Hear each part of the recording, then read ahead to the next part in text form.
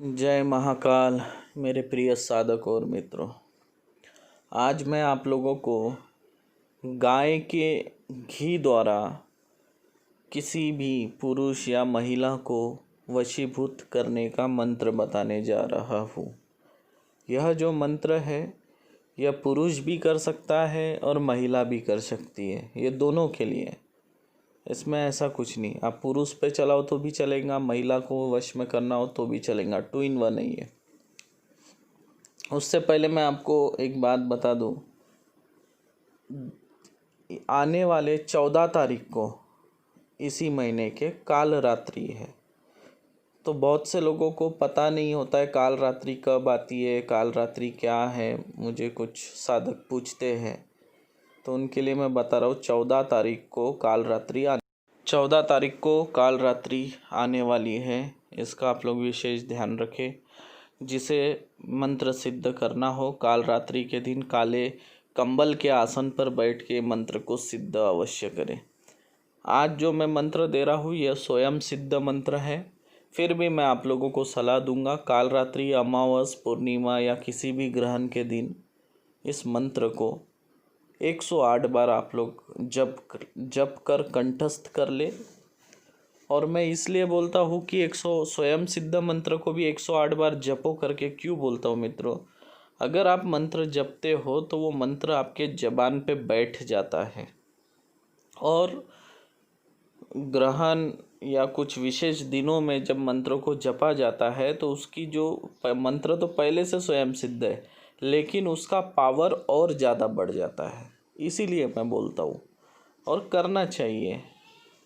और याद रखें मित्रों,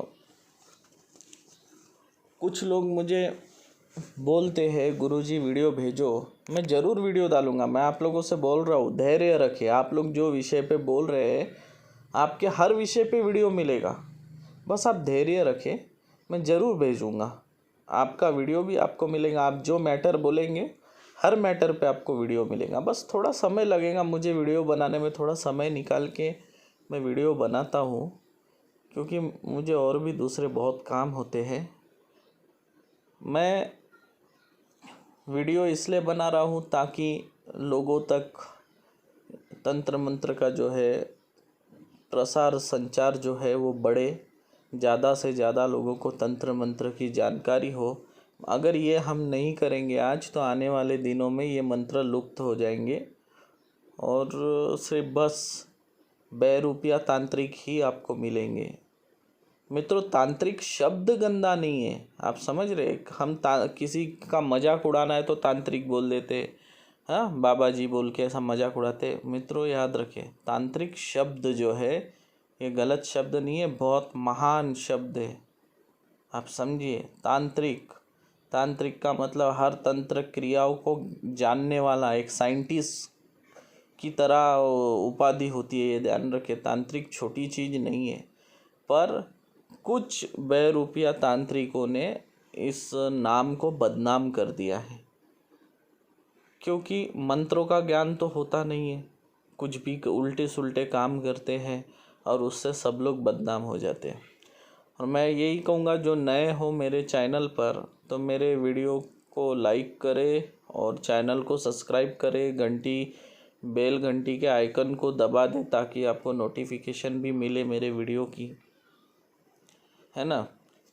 तो मित्रों, ये जो तंत्र मंत्र का जो संसार है ये बहुत गहरा है।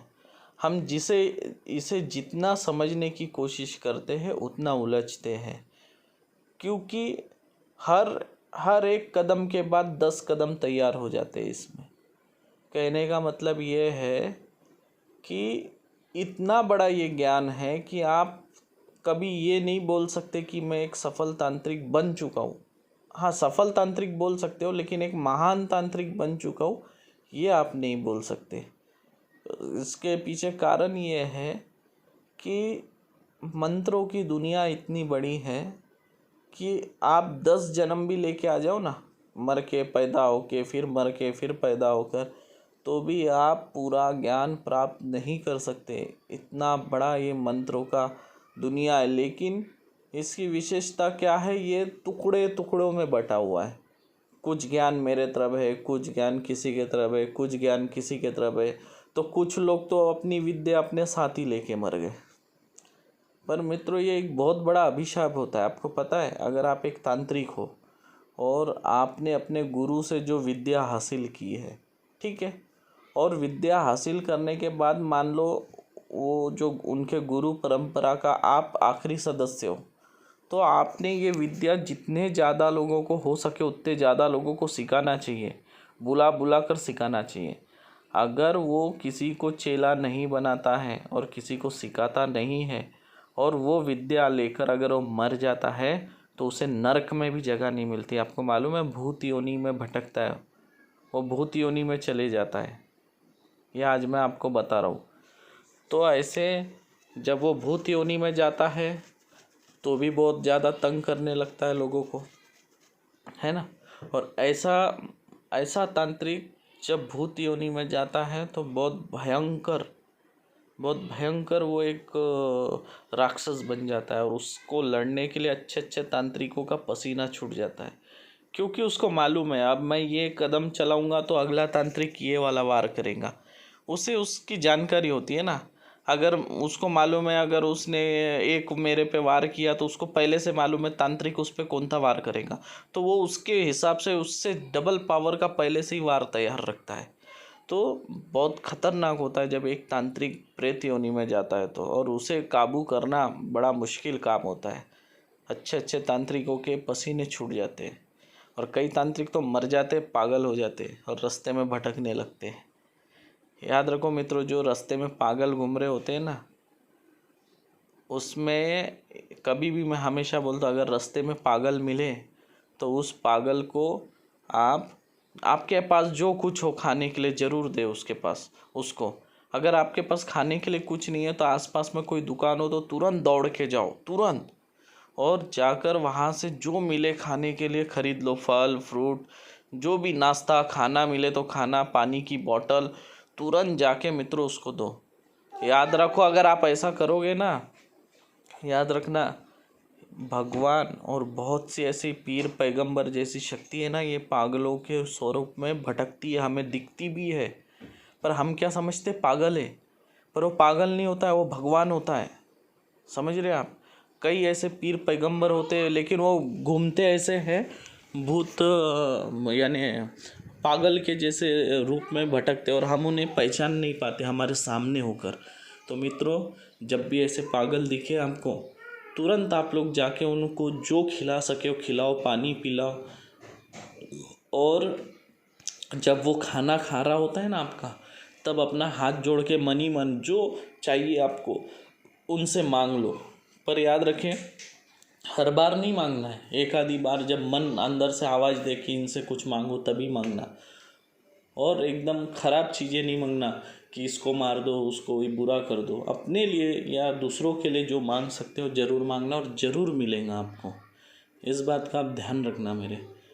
और अगर किसी पागल के अंग में मान लो ठंडी का समय है, स्वेटर नहीं है, जैकेट नहीं है, आपको ऐसे भटकता हुआ दिख रहा है, तो आप अपना जैकेट उतार के दे दो उसको। अगर नया नहीं खरीद के दे सकते, कोई दुकान नहीं है, तो अपना जैकेट निकालो और उसको पहना दो, उसको चाय पिलाओ, पानी पिलाओ। मैं तो हमेशा करता हूँ। और मित्रों, याद रखो, मुझे इतना फल मिला है, इतनी झोली भर भर के, ये मैंने जब किया है ना, इतनी झोली भर भर के मुझे मिला है कि मुझे भगवान के सामने भी मांगने की ज़रूरत नहीं पड़ती है। बस यही एक मैंने आजमाया, हर बार मैंने किया और करता आ रहा हूँ। ये मेरे गुरु ने मुझे बोला था और जब से मित्रों मैंने ये करना चालू किया, मुझे किसी चीज़ की कमी नहीं। मैं जो सोचता हूँ ना, मुझे ये चाहिए या मुझे ये करना है, वो अपने आप हो जाता है। ये इतनी शक्ति है इसमें, इसलिए मैं आप लोगों को समझा रहा हूँ। कभी भी मिले पीर पैगंबर भगवान, आपको जैसा आप सोचते, जैसा फ़ोटो में देखते, जैसा उनका स्वरूप हमें मालूम है, वैसे नहीं आने वाले कलयुग में।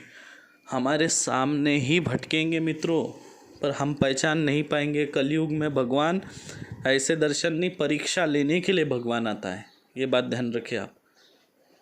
कई ऐसे पागल तड़पते हुए दिखेंगे, वो आपको दिख रहा है पर आप उसे कुछ नहीं कर रहे, वही तो आप फेल हो जा रहे भगवान के नज़रों में।